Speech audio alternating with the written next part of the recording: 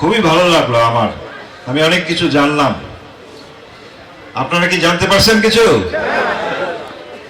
এই যে সবাই ওনারা পেশাজীবী, আমাদের দরকার এরকম পেশাজীবীদেরকে, যাদের জ্ঞান আছে তাদের কাছ থেকেই তো আমরা জ্ঞান নিব, নাকি নাকি হাঁকা চায়ের দোকানে বসি খালি বকর বকর করি না, দেখি জ্ঞান আসবে কি উপর থেকে?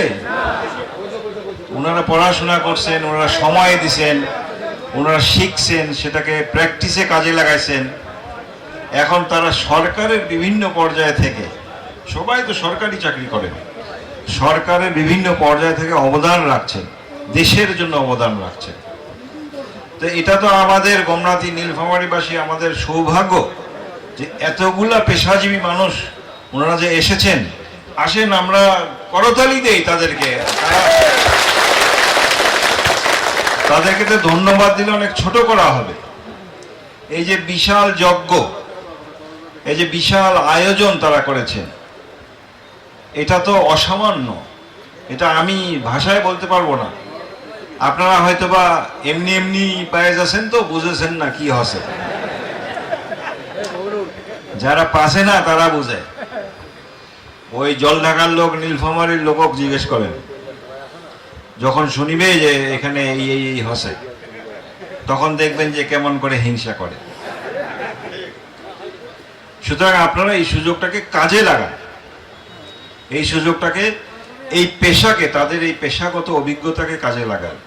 সেটা শুধু আজকে চারা দিচ্ছে চারার থেকে না, এর আগে ফায়ার বলল যে এলপি পাইপ কি বন্দোবস্ত করছে, এর আগে বিভিন্ন জিনিস সে আমাকে বলে, অনেক জিনিস আমি কৃষি ক্ষেত্রে বুঝিও কম, সে বলে যে এইটা করব ওইটা করব, আমি তো শুধু বলি করো, না বুঝলে তো বলবো কি বলেন, হ্যাঁ করে দাও, অসুবিধা নাই।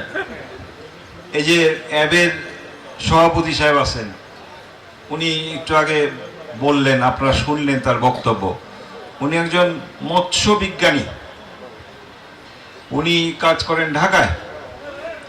তো ওনাদের তো অভিজ্ঞতা আছে। আমাদের এই যে বর্ষাকালে এখন যেদিকে যায় সেদিকেই তো পানি, পানি না, আর পুকুরগুলো তো সব ভরে গেছে।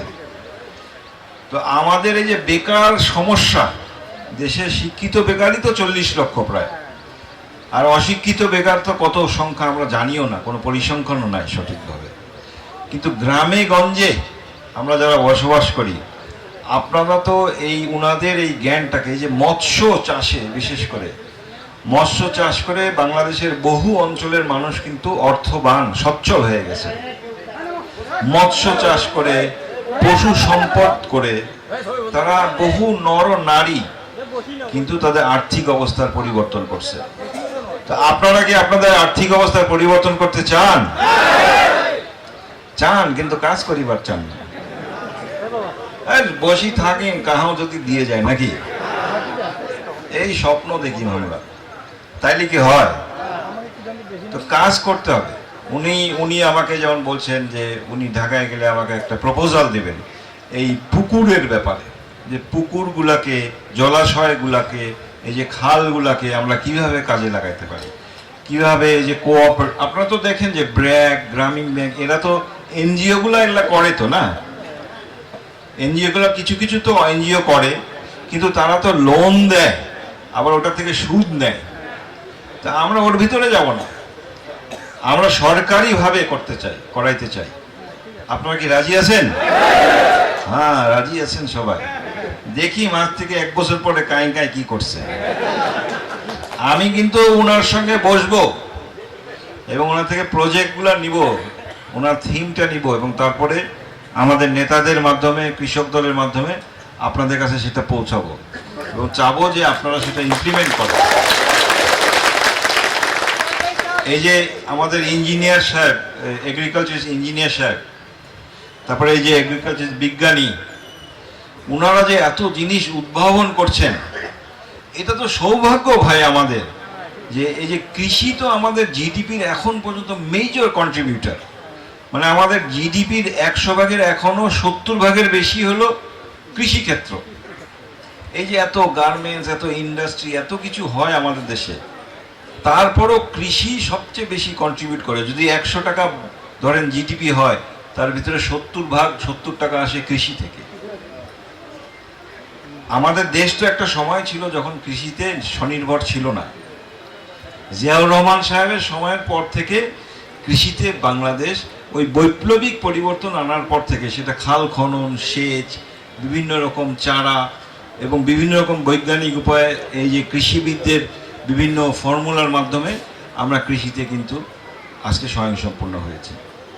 জনসংখ্যা তখন ছিল হয়তো বা দেশে 10 কোটি, এখন তো হয়েছে প্রায় 20 কোটি। খাইতে তো হয় দ্বিগুণ মানুষকে, কিন্তু তারপরেও তো আমরা কৃষিতে স্বয়ংসম্পূর্ণ হয়েছে। সো এইখানে এই ক্ষেত্রে এই সেক্টরে এই যে যাদেরকে দেখতেছেন আপনারা স্টেজে, এই এনাদের অবদান, ওনাদের এই বৈজ্ঞানিক মহোদয়দের, এই যে প্রাণী সম্পদ বলেন, ইঞ্জিনিয়ার বলেন, ওনারা তো সকলে এই সেক্টরের। সো ওনাদের অবদানের মাধ্যমে হচ্ছে। এটা আমাদের সৌভাগ্য। ফায়ারকে অসংখ্য ধন্যবাদ। এবং যারা আসছে, ফায়ার তো আমাদের এলাকার ছেলে, ওরও এলাকার, আমার যেমন ইচ্ছা, ওরও খুবই ইচ্ছা, প্রবল ইচ্ছা যে এই এলাকার জন্য কিছু করবে, মানুষের জন্য কিছু করবে। এই এলাকার ওই ফার্মে মানুষের চাকরি হোক, অথবা আপনাদের কোনো কৃষি পণ্য দিয়ে হোক বা চারা দিয়ে হোক, যে কোনোভাবে সে সাহায্য করতে চায় সবসময়। যার জন্য আজকে আমরা এত বড় একটা আয়োজন পেয়েছি এবং গোমনাথিতে পেয়েছি। এখন আপনার ডিমলা ডোমারের 20টা ইউনিয়নের, পৌরসভা সহ 21টা ইউনিয়নের সবাই এই সুযোগ সুবিধাটা পাচ্ছেন। সো আসেন আমরা এটাকে কাজে লাগাই, এই সুযোগটাকে কাজে লাগাই। এবং এই রাজনৈতিক এই যে কথাবার্তা হয়, ফেসবুকে আসে, এইসব থেকে আমরা নিজেদেরকে একটু ফিল্টার করি। দেখেন, নির্বাচন থেকে আমরা হয়তো বা 6 মাস দূরে আছি, এখনো বিভিন্ন ধরনের চক্রান্ত চলবে, দেশি বিদেশি বিভিন্ন চক্রান্ত চলবে। দেখেন, এর ভিতরে একটা চক্রান্ত হচ্ছে যে, জানি না এই সরকার ডাইরেক্টলি এটার সঙ্গে জড়িত নাকি, ডাইরেক্টলি না হলেও ইনডাইরেক্টলি তারা এই মব জাস্টিসের পিছনে এই সরকারের একটা জাস্টিফিকেশন দাঁড় করানোর চেষ্টা করে। মব জাস্টিস বলতে তারা কিছু লোক জড়ো করে কোনো কিছু করার আগে কিছু লোককে দিয়ে কোনো কিছু করায়, তারপরে সেই জিনিসগুলা তারা আইন আকারে হয়তো বা সিদ্ধ করে এনেছে। এরকম কিছু ইনস্ট্যান্স আছে।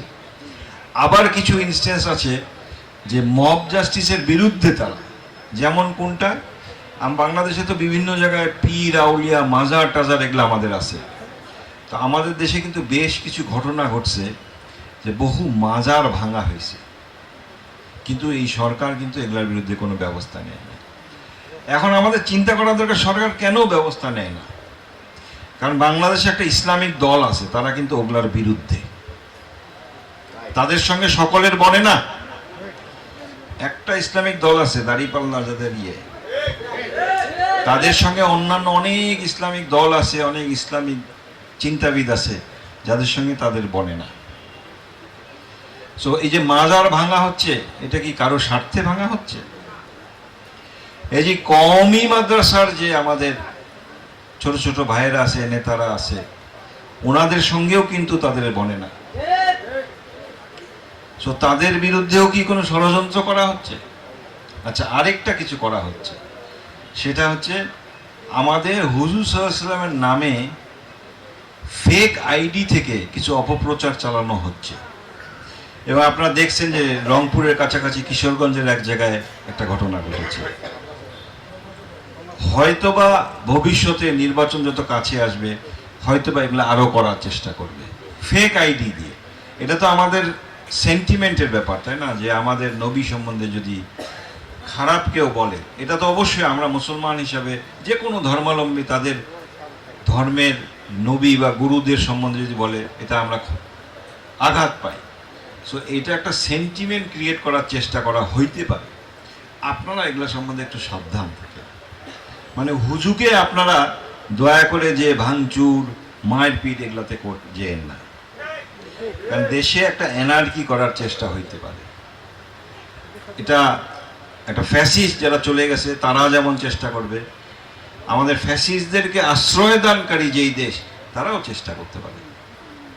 আবার দেশের ভিতরেও তো অনেকে আছে, তারা তো থেকে গেছে, ফ্যাসিস্টের সকলে তো পালায়নি, যারা থেকে গেছে তারাও এটাতে শরিক হবে। সো আমাদেরকে একটু সাবধানে থাকতে হবে নির্বাচন পর্যন্ত এইসব বিষয়। বাট আপনারা যে সুযোগ সুবিধা এখন পাচ্ছেন, এই যে এগ্রিকালচার, এইটার সর্বোচ্চ ব্যবহার যাতে আমরা করতে পারি সেই ব্যাপারে আপনারা মনোযোগী হন। আজকে এটা রাজনৈতিক কোনো মিটিং নয়, আজকে এটা একটা সামাজিক, একটা পরিবেশ বান্ধব একটা মিটিং। এখানে সব প্রফেশনালস, পেশাজীবীরা আসছেন, ওনাদের মাধ্যমে আমরা সৌভাগ্যবান, আমরা ডোমারডিমলাবাসী আমরা সৌভাগ্যবান যে ওনাদের কাছ থেকে আমরা নলেজ পেলাম। আর হোপফুলি আমরা এই নলেজটাকে কাজে লাগাবো এবং ভবিষ্যতে ওনাদের সঙ্গে আমরা যোগাযোগ মেনটেন করব এবং আরও কিভাবে কি করা যায় সেভাবে পরামর্শ নেব। তো আজকে আপনারা ভালো থাকেন, সুন্দর থাকেন, দোয়া করেন, ইনশাল্লাহ ঘন ঘন দেখা হবে। আজকের মতো চারা বিতরণ করে আমরা শেষ করি। আল্লাহ হাফেজ। বাংলাদেশ জিন্দাবাদ।